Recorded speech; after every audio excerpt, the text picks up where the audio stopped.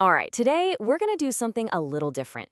We've gotten our hands on what at first looks like a pretty typical, maybe even boring, daily progress report for a giant construction project.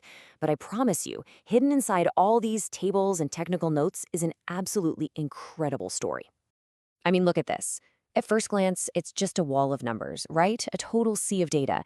But our mission today, well, we're going to be detectives. We are going to decode this document and uncover the story of immense engineering, daily challenges, and sheer human effort that's hiding in plain sight. Okay, so before we can really crack this thing open, we gotta understand the bigger picture. We need to set the stage for this story. And trust me, the scale of this thing is, well, it's epic. So what we're looking at here is the Taranga Hill to Abu Road Railway Project in northwestern India. And look, this isn't just about digging a hole in a mountain. This is about forging a brand new, super important transportation artery right through the landscape. This is a real nation-building kind of effort. Now, right at the heart of our report are two main characters, if you will, Tunnel 7 and Tunnel 8. And you don't need a calculator to see the massive difference here. Tunnel 7 is an absolute monster, over a kilometer long. And then you have Tunnel 8, its much, much shorter counterpart. These two are totally central to the story we're about to uncover. All right, so we've got the lay of the land. Now let's dive into the good stuff. Let's start decoding the actual progress and see what's really happening on the ground. Okay, so this is one of the main charts from the report. Just take a look. You don't even need the numbers yet. What's the first thing that jumps out at you? It's pretty obvious where all the action is happening, right? Okay, let's put some hard numbers to that visual. The report tells us that for both tunnels combined, they are almost 40% done with the excavation. That is a huge chunk of mountain that's already been moved. A really significant milestone. But, and this is where it gets interesting, because here's the real kicker. When you look at the progress for Tunnel 8, that shorter one, the number is 0. A big old goose egg. Nothing. Not a single meter has been dug. So where's all that progress coming from? So what does that mean? It means every single bit of that progress, all 484.9 meters, has been carved out of the longer, much more complicated Tunnel 7. You can kind of see the strategy here, right? They're tackling the biggest beast first. Get the hardest part out of the way before you move on. But you know, making this much progress isn't just about digging. It's not that simple. Behind those clean numbers, there's a whole story of some seriously tough engineering challenges.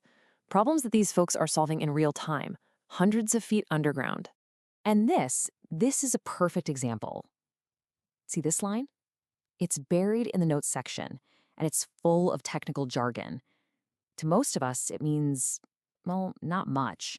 But this little phrase is a massive clue that the team just hit a really dangerous snag.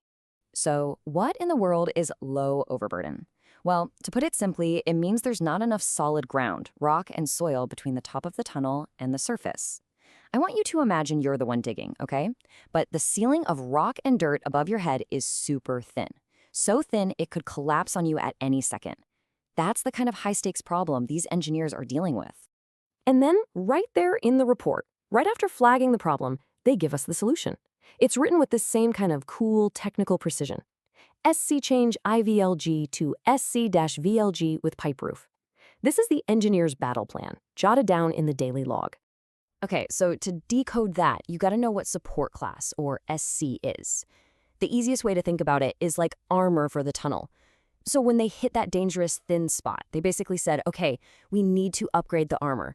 They're going from a level 4 to a much, much stronger level 5. They're bringing in the heavy-duty stuff to make absolutely sure that ceiling isn't going anywhere.